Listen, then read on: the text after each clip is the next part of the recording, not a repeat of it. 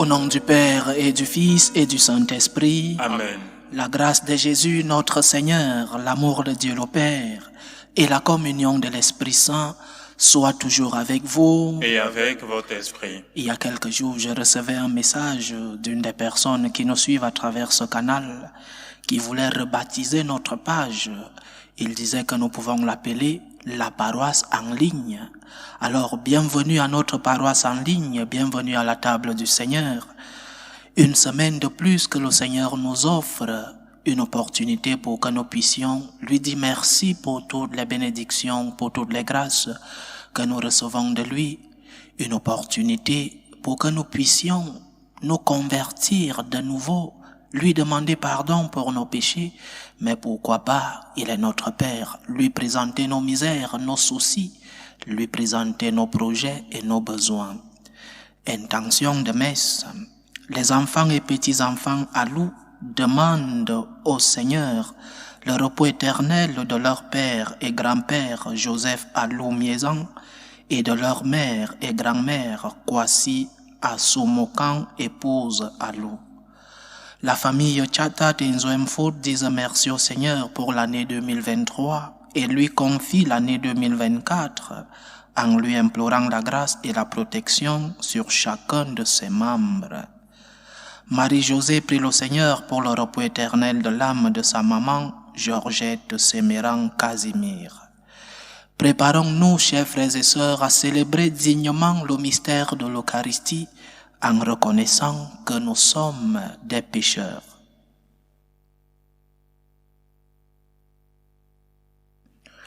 Je confesse à Dieu Tout-Puissant, je reconnais devant vous, frères et sœurs, que j'ai péché en pensée, en parole, par action et par omission.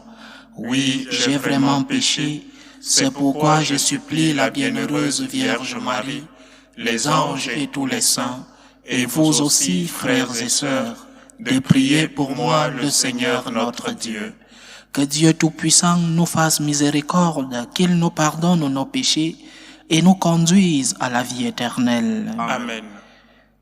Seigneur, prends pitié. Seigneur, prends pitié.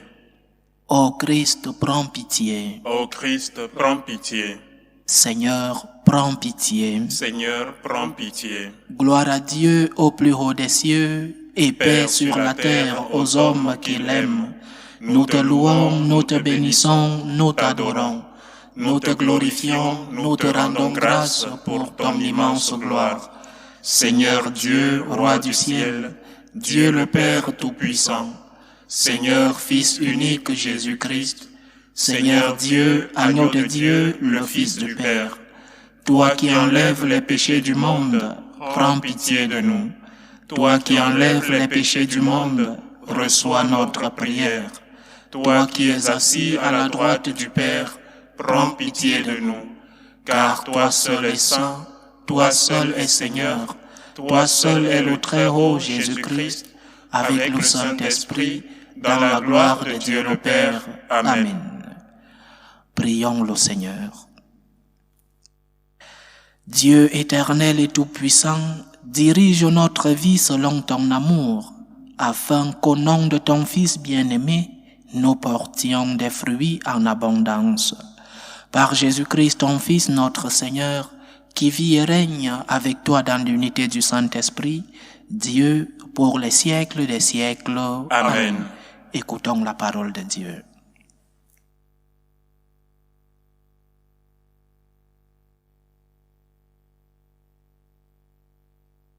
Première lecture.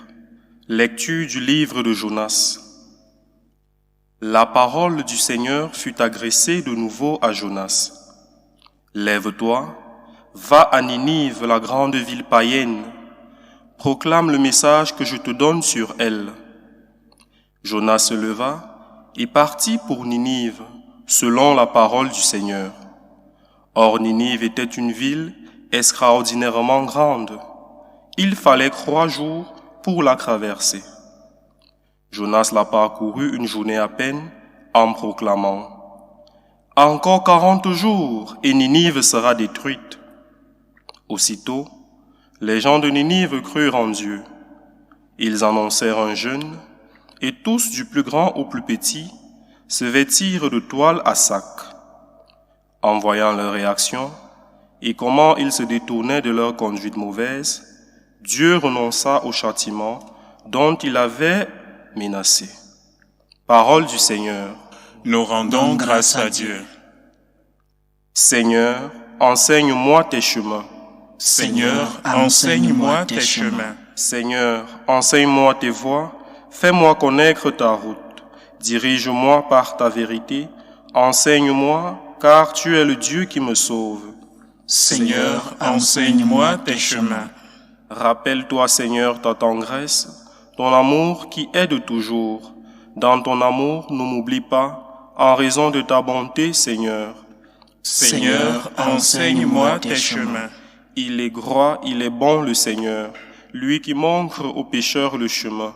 Sa justice dirige les humbles, il enseigne aux humbles son chemin. Seigneur, enseigne-moi tes chemins.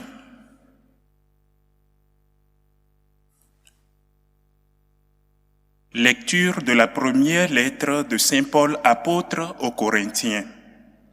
Frères, je dois vous le dire, le temps est limité. Dès lors, que ceux qui ont une femme soient comme s'ils n'avaient pas de femme, ceux qui pleurent comme s'ils ne pleuraient pas, ceux qui ont de la joie comme s'ils n'en avaient pas, ceux qui font des achats comme s'ils ne possédaient rien, ceux qui profitent de ce monde comme s'ils n'en profitaient pas vraiment, car il passe ce monde tel que nous le voyons. Parole du Seigneur. Nous rendons grâce à Dieu. Alléluia, alléluia, alléluia. Alléluia, alléluia, alléluia. Le règne de Dieu est tout proche. Convertissez-vous et croyez à l'Évangile. Alléluia, alléluia, alléluia.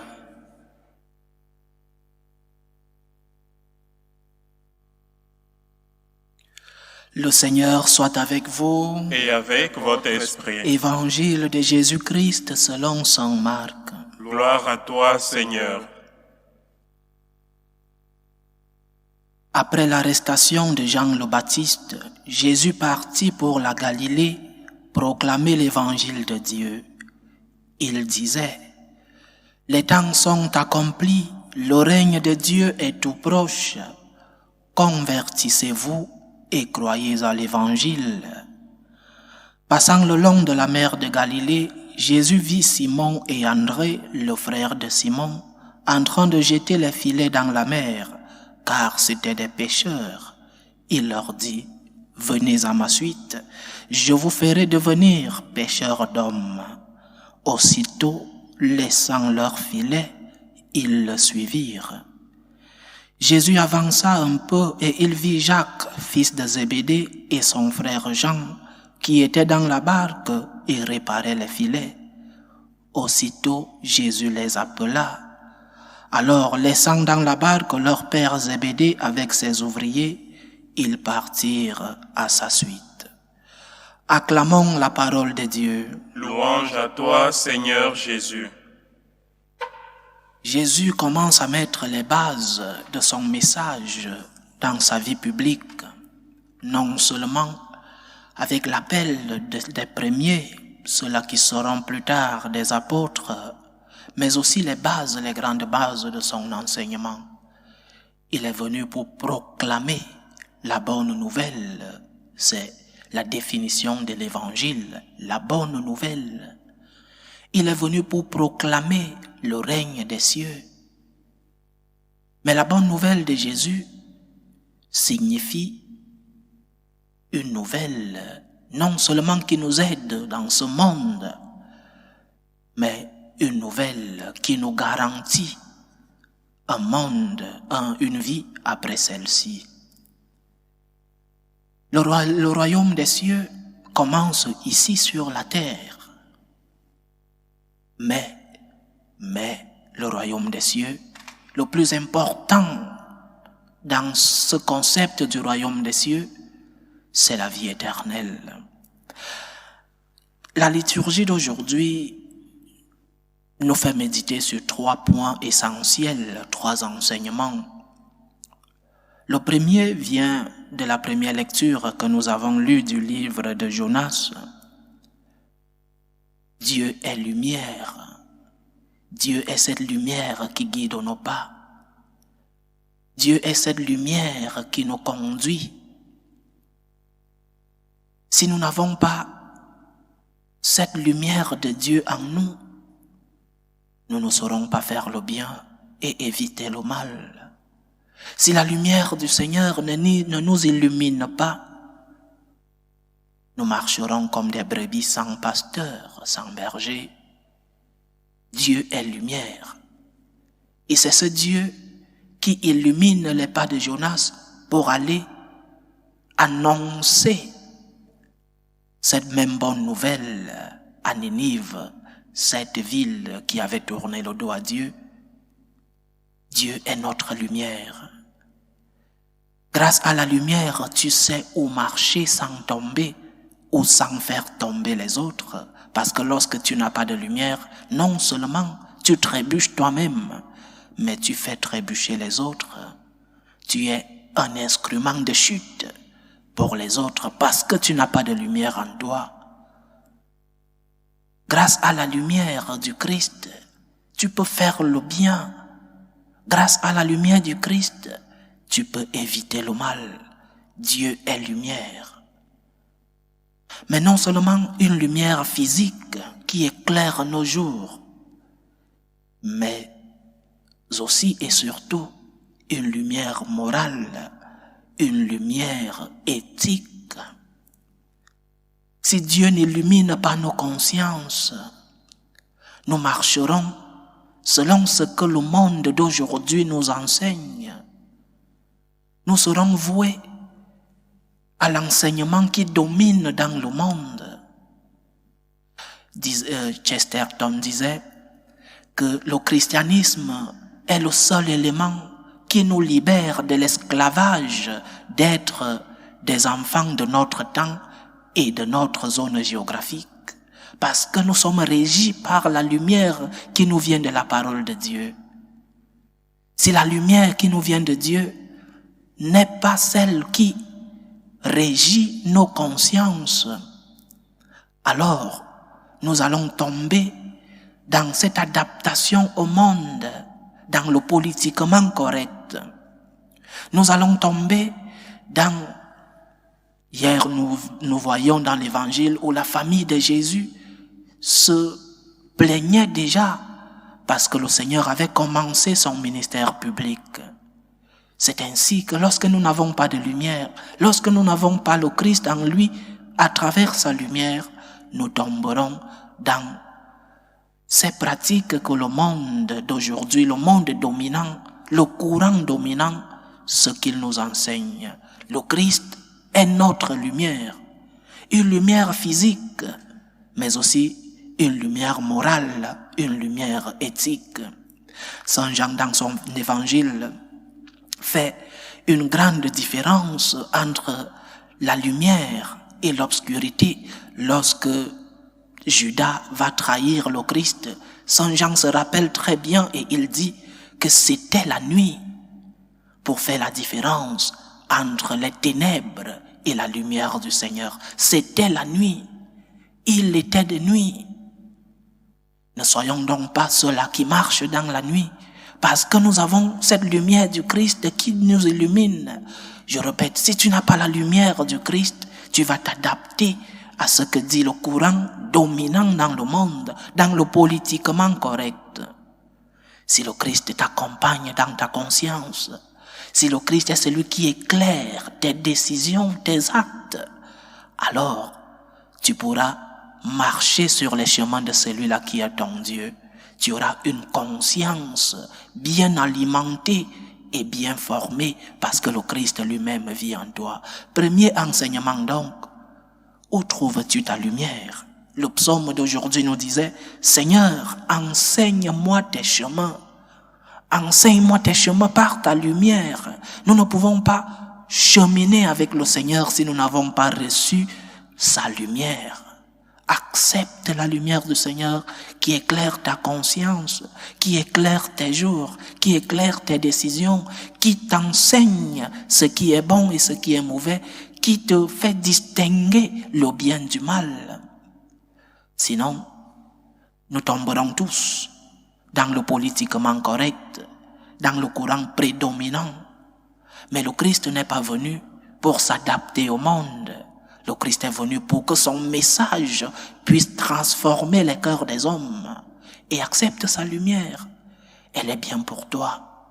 Elle est celle qui te conduit vers les chemins de la paix. Elle est celle qui te fait découvrir ce que le Seigneur veut pour toi, la volonté de Dieu dans ta vie.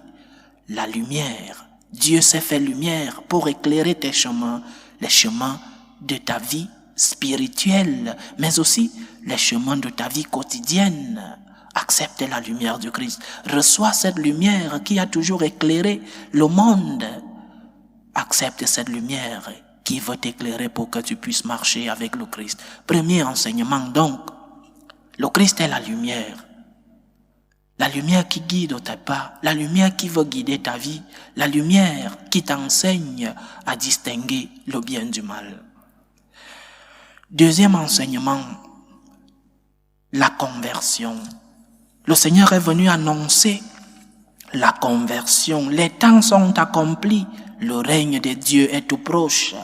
Convertissez-vous et croyez à l'évangile, la conversion.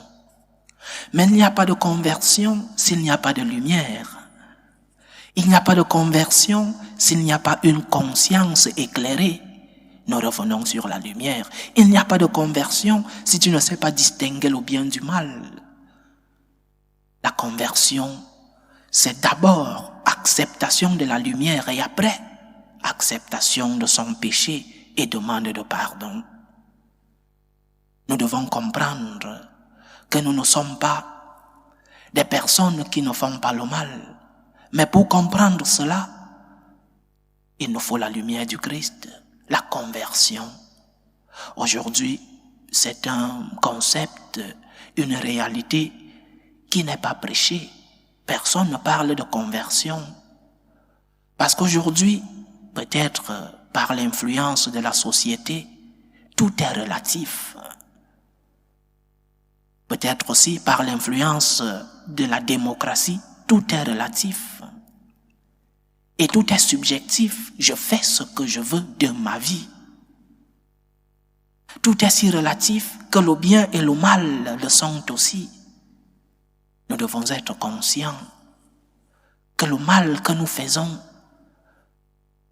a une influence dans notre vie spirituelle, dans notre relation, non seulement avec le prochain, mais aussi avec Dieu. Conversion. Retour à Dieu. Mais pour retourner à Dieu, tu dois être capable de reconnaître que tu es un pécheur. Tu dois être capable de reconnaître tes fautes, tes chutes et te relever avec l'aide de Dieu, avec la grâce de ce même Dieu. Il est miséricordieux. Il nous remplit de son amour. La conversion qui est la nôtre vient d'abord de lui. Parce que c'est lui qui éclaire nos chemins, parce que c'est lui qui éclaire nos consciences, pour que nous puissions nous rendre compte du mal que nous faisons, que nous puissions lui demander pardon et nous relever, continuer chaque jour. Un recommencement chaque jour, toujours recommencer. Lève-toi. La conversion, c'est non seulement chercher à faire le bien et éviter le mal, mais lorsque tu es tombé, te relever, demander pardon, demander la grâce de Dieu, demander sa force pour pouvoir lutter non seulement contre le malin, mais aussi contre tes passions désordonnées. Demande cette grâce à Dieu, la conversion. Le Seigneur est venu prêcher la conversion. Deuxième enseignement pour le temps. Tu dois avoir une vie de conversion permanente. Chaque jour de ta vie doit être une opportunité de conversion, une opportunité où tu reviens vers le Seigneur pour lui demander pardon pour toutes les fois que tu t'es éloigné de lui à cause de ton péché. une opportunité pour pouvoir renouer dans notre relation avec Dieu. C'est des relations d'amour, c'est des relations d'amitié avec notre Seigneur. Mais il n'y a pas de conversion si nous ne sommes pas conscients que nous sommes des pécheurs. Parce que le mal ou le bien sont objectifs. Il n'y a pas de subjectivité dans le mal ou le bien. Ce que nous faisons de mal ou de bien est bien ou mal. Que nous soyons grands ou petits, que nous soyons de tel pays ou de l'autre, le mal que nous faisons est mauvais. Et nous devons nous rendre compte du mal que nous faisons, parce qu'il n'y a pas de conversion s'il n'y a pas de conscience du péché. Et comme aujourd'hui on ne nous enseigne plus que le mal que nous faisons a des conséquences dans nos vies et dans la vie des autres, alors nous ne nous rendons pas compte que nous faisons du mal aux autres. Parce que c'est ma vie. Je fais d'elle ce que je veux.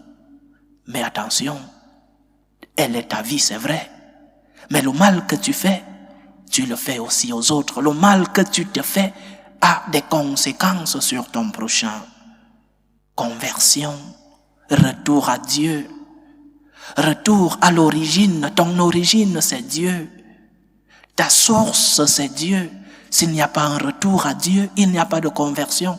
Mais parce que nous savons que le retour à Dieu signifie laisser une partie de nos vies, de nos passions désordonnées, laisser une partie de notre commodité, parce que le Seigneur va nous demander plus d'efforts. Alors nous voulons éteindre la conscience du péché. Tu es un pécheur, sois humble. Reconnais tes fautes devant le Seigneur.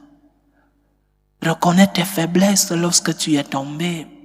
Et rentre vers ce Dieu miséricordieux et amour qui t'attend toujours les bras ouverts avec le cœur plein de miséricorde, qui te pardonne lorsque tu lui demandes pardon et qui te donne la force pour que tu continues dans cette bataille contre l'ennemi et peut-être contre toi-même. Deuxième enseignement, conversion. Mais le Seigneur est venu nous annoncer un royaume, le royaume des cieux.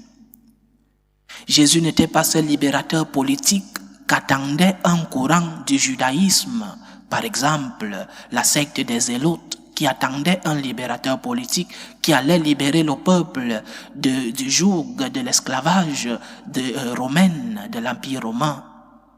Jésus n'est pas ce libérateur politique. Il n'est pas venu pour un nationalisme juif. Il est venu annoncer un royaume, le royaume des cieux. C'est-à-dire, il y a vie éternelle. Ta vie sur la terre n'est qu'un passage et un très bref passage. Il y a vie éternelle, mais ta vie éternelle se prépare ici sur la terre. Combien de fois faut-il le dire pour que nous comprenions la responsabilité que nous avons sur notre vie éternelle, la nôtre? Il y a vie éternelle. Prépare ta vie éternelle ici sur la terre. Prépare la vie éternelle d'abord en acceptant de recevoir la lumière du Christ. Et ensuite, la conversion permanente, quotidienne, il y a vie éternelle. Saint Augustin, lorsque Rome, l'Empire romain, est prise pour la deuxième fois, il vivait dans la ville du nord de l'Afrique, à Hippone, et le peuple de Dieu était alarmé par la prise de Rome, de l'Empire romain. Et Saint Augustin, qui était déjà un pasteur, se met à écrire en 410 un livre qu'il intitule « La cité de Dieu ». Il veut consoler son peuple. Il veut faire comprendre à son peuple que oui, nous avons une cité sur la terre, oui, nous sommes des citoyens sur la terre, mais que notre cité, la véritable cité, c'est celle de Dieu, c'est celle du ciel. Oui, nous avons une cité sur la terre, nous sommes tous des citoyens d'un tel pays ou d'un autre, mais notre cité commune et la véritable, c'est celle des cieux, le royaume des cieux que proclame notre Seigneur, la cité de Dieu. Nous devons le comprendre. Ta vie sur la terre n'est qu'une seconde entre les mains de Dieu. Ta vie sur la terre est un bref passage. Sainte Thérèse disait que la vie sur la terre, c'est comme une mauvaise nuit dans une mauvaise auberge. La vie sur la terre est très brève. Prépare ta vie dans la cité de Dieu. Prépare ta rencontre avec le roi de cette cité de Dieu, avec le roi de ce royaume des cieux. Il y a vie éternelle. Si nous vivons sur la terre comme si tout finissait ici, comme si lorsque notre moment arrivera, nous allons entrer dans la perdition, dans la disparition, alors nous ne serons pas surpris parce que nous avons reçu l'enseignement. Nous n'aurons que nos yeux pour pleurer parce qu'il y aura des pleurs et des grincements dedans. 3 enseignements dans la liturgie de ce 3e dimanche du temps ordinaire. Le premier, reçoit la lumière du Christ. Reçois cette lumière qui t'aide à distinguer le bien du mal. Reçois cette lumière qui t'aide à prendre des décisions dans ta vie. Christ est lumière. La lumière qui veut illuminer tes pas. La lumière qui veut éclairer tes jours. La lumière qui veut éclairer ta conscience. Après avoir reçu cette lumière, conversion, retour à Dieu. Ce Dieu miséricordieux, ce Dieu amour, veut pardonner tes péchés lorsque tu es tombé. Rentre vers lui, demande-lui pardon et continue dans cette bataille. Reconnais devant le Seigneur humblement, reconnais tes faiblesses et continue dans cette bataille parce qu'il y a vie éternelle. Lumière pour savoir ce que je dois faire. Grâce et force pour me convertir et demander la miséricorde parce que je veux être un jour avec Dieu et avec la Vierge Marie dans le royaume des cieux. Que le Seigneur nous aide donc, chers frères et sœurs. Comme disait le psaume, c'est la prière de ce dimanche. Seigneur, enseigne-moi tes chemins. Loué soit Jésus-Christ. À jamais. Professons tous ensemble notre foi. Je crois en Dieu le Père Tout-Puissant, Créateur du ciel et de la terre, et en Jésus-Christ, son Fils unique, notre Seigneur, qui a été conçu du Saint-Esprit, est né de la Vierge Marie, a souffert sous Ponce Pilate, a été crucifié, est mort, a été enseveli, est descendu aux enfers, le 3e jour est ressuscité des morts, est monté aux cieux, est assis à la droite de Dieu le Père Tout-Puissant, d'où il viendra juger les vivants et les morts. Je crois en l'Esprit Saint, à la Sainte Église catholique, à la communion des saints, à la rémission des péchés, à la résurrection de la chair et à la vie éternelle. Amen. Faisons monter nos humbles supplications vers Dieu le Père Tout-Puissant. Il veut que tous les hommes soient sauvés et parviennent à la connaissance de la vérité. Prions pour la Sainte Église, pour le pape, pour les évêques et les prêtres, pour qu'ils puissent transmettre fidèlement l'enseignement reçu du Christ notre Seigneur. Prions le Seigneur. Seigneur, écoute et prends pitié. Prions le Seigneur pour la paix dans le monde, pour la paix dans nos familles, pour que finisse tout germe de violence, pour que finissent les tensions, les guerres entre les membres de nos familles et entre les peuples. Prions le Seigneur. Seigneur, écoute et prends pitié. Prions le Seigneur pour les vocations dans la vie consacrée et dans la vie sacerdotale, pour que lui, qui est le maître de la moisson, envoie des ouvriers fidèles dans sa vigne. Prions le Seigneur. Seigneur, écoute et prends pitié. Prions le Seigneur pour tous ceux qui vivent des moments de détresse, surtout pour les malades de nos familles. Prions aussi pour tous ceux qui prennent soin de ces malades. Prions pour toutes ces personnes qui ont perdu un être cher dans leur famille en ce début d'année, pour que le Seigneur soit santé pour les malades, qu'il soit le consolateur et le protecteur de ceux-là qui vivent des moments de tristesse. Prions le Seigneur. Seigneur, écoute et prends pitié. Pour nous tous ici rassemblés, pour tous ceux qui nous suivent à travers ce canal, pour tous ceux qui nous demandent des prières, spécialement pour ces personnes pour lesquelles nous prions à cette Eucharistie, pour que le Seigneur fasse de nous lumière du monde, celle de la terre, pour que le Seigneur nous remplisse de sa lumière, qu'il nous aide dans notre chemin de conversion, pour que nous puissions arriver dans le royaume des cieux. Prions le Seigneur. Seigneur, écoute et prends pitié. Que ta parole, Seigneur, transforme nos vies. Que ta lumière nous éclaire sur le chemin du bien. Que ta main puissante nous protège contre l'ennemi. Que ton sang versé sur la croix nous guérisse de nos maladies spirituelles et corporelles. Aide-nous, Seigneur, à suivre tes chemins. Aide-nous, Seigneur, dans notre processus de conversion. Aide-nous, Seigneur, à pouvoir te rencontrer dans ton royaume, toi qui vis et règnes pour les siècles des siècles. Amen.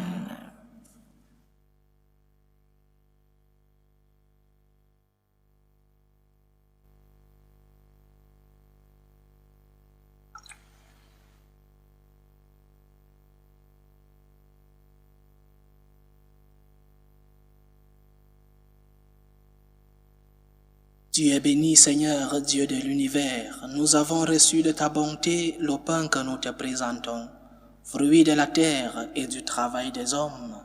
Il deviendra pour nous le pain de la vie. Béni soit Dieu maintenant et toujours. Tu es béni, Seigneur, Dieu de l'univers. Nous avons reçu de ta bonté le vin que nous te présentons, fruit de la vigne et du travail des hommes. Il deviendra pour nous le vin du royaume éternel. Béni soit Dieu maintenant et toujours.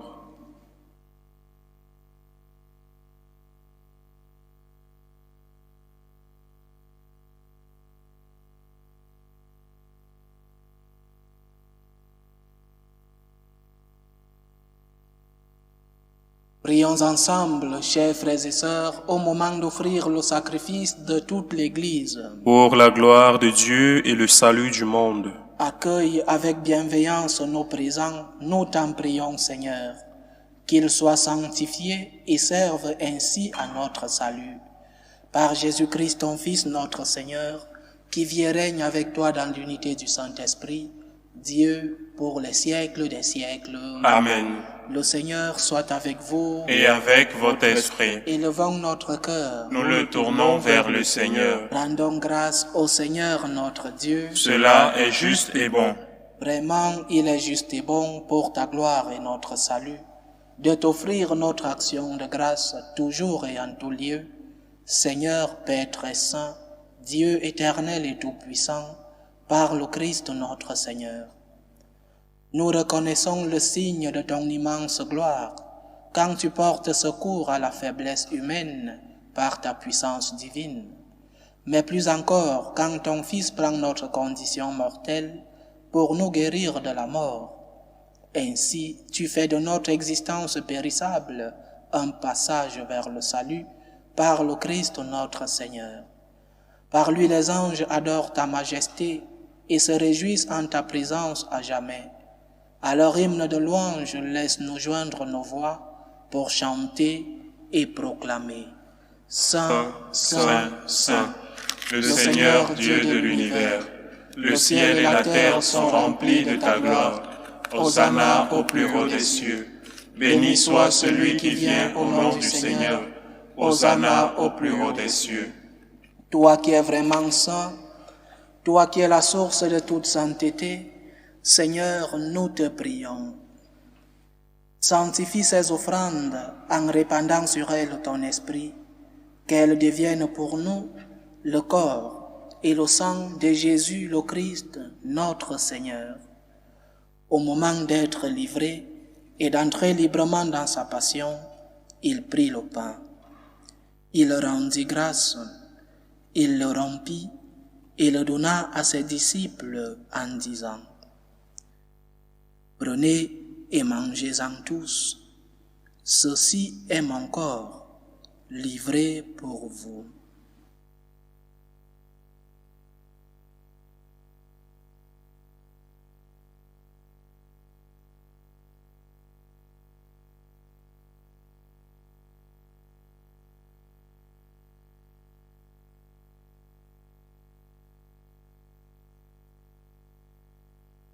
De même, après le repas, il prit la coupe.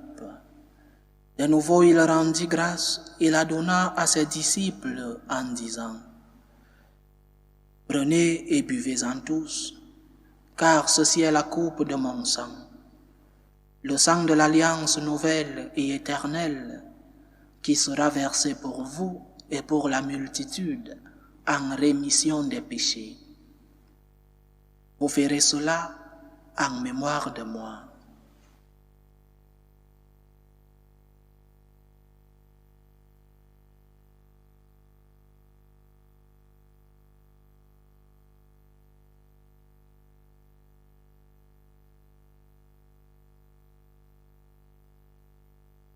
Il est grand le mystère de la foi. Nous annonçons ta mort, Seigneur Jésus.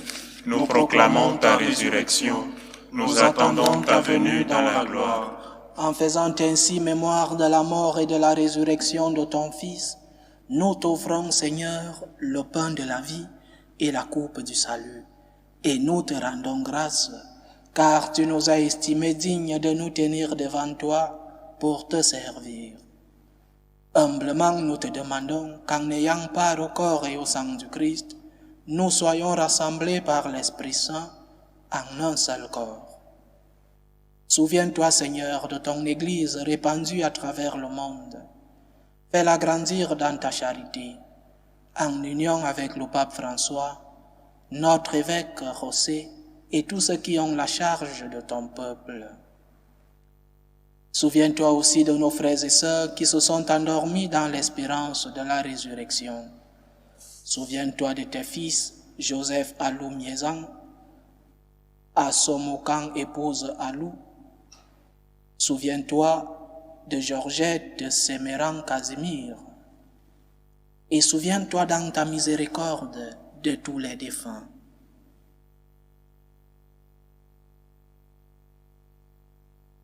Accueille-les dans la lumière de ton visage.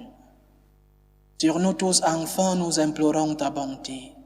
Permets qu'avec la Vierge Marie, la bienheureuse Mère de Dieu, avec Saint Joseph son époux, les apôtres et tous les saints qui ont fait ta joie au long des âges, nous ayons part à la vie éternelle et que nous chantions ta louange et ta gloire par ton Fils Jésus le Christ. Par lui, avec lui et en lui, à toi, Dieu le Père Tout-Puissant, dans l'unité du Saint-Esprit, tout honneur et toute gloire pour les siècles des siècles. Amen. Comme nous l'avons appris du Seigneur et du Sauveur, et selon son commandement, nous osons dire, Notre Père qui es aux cieux, que ton nom soit sanctifié, que ton règne vienne, que ta volonté soit faite sur la terre comme au ciel. Donne-nous aujourd'hui notre pain de ce jour.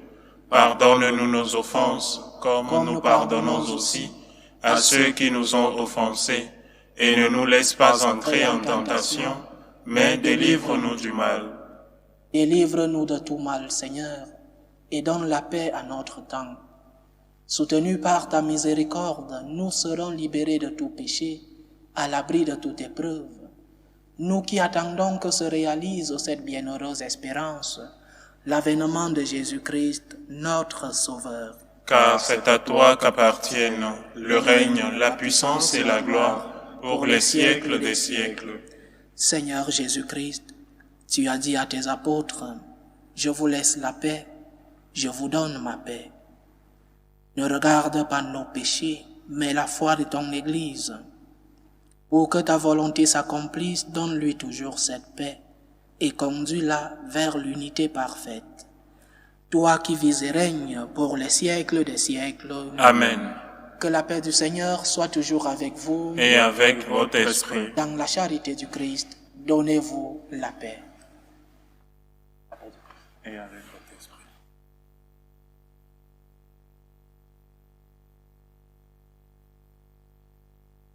Agneau de Dieu, qui enlève les péchés du monde, prends pitié de nous.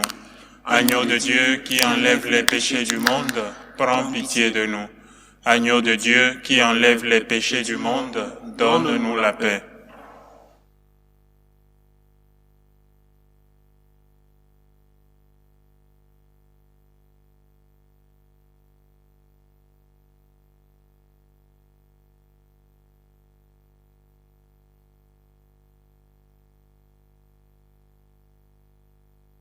voici l'agneau de Dieu.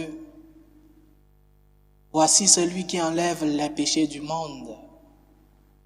Heureux les invités au repas des noces de l'agneau. Seigneur, je ne suis pas digne de te recevoir, mais dis seulement une parole et je serai guéri. Que le corps et le sang du Christ nous gardent pour la vie éternelle. Amen.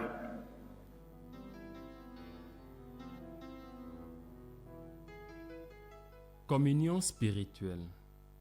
Mon Jésus, je crois en votre présence dans le très saint sacrement. Je vous aime plus que toute chose, et je désire que vous veniez dans mon âme. Je ne puis maintenant vous recevoir sacramentellement dans mon cœur. Venez-y au moins spirituellement.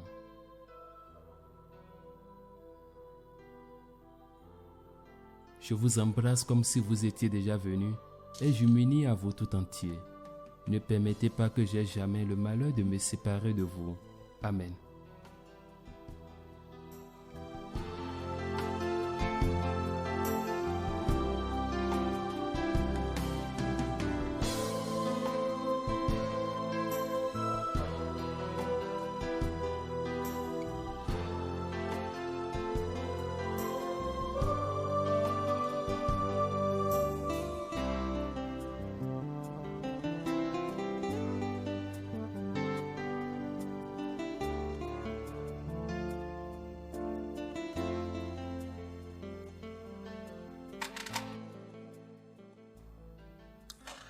Achevons notre prière.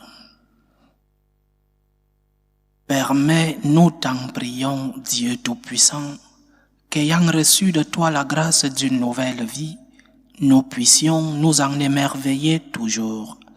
Par Jésus-Christ, ton Fils, notre Seigneur, qui vit et règne avec toi dans l'unité du Saint-Esprit, Dieu pour les siècles des siècles. Amen. Le Seigneur soit avec vous. Et avec votre esprit. Que Dieu Tout-Puissant vous bénisse, le Père, le Fils et le Saint-Esprit. Amen. Allez dans la paix du Christ. Nous rendons grâce à Dieu. Salut, ô Reine, Mère de miséricorde, notre vie, notre douceur, notre espérance, salut. Nous crions vers toi, enfant d'Ève exilée. Vers toi nous soupirons, gémissant et pleurant, dans cette vallée de larmes. Ô toi notre avocate, tourne vers nous ton regard miséricordieux, et après cet exil, montre-nous Jésus, le fruit béni de tes entrailles. Ô clémente, ô miséricordieuse, ô douce Vierge Marie. Amen. Priez pour nous, Sainte Mère de Dieu, afin que nous soyons rendus dignes des promesses du Christ.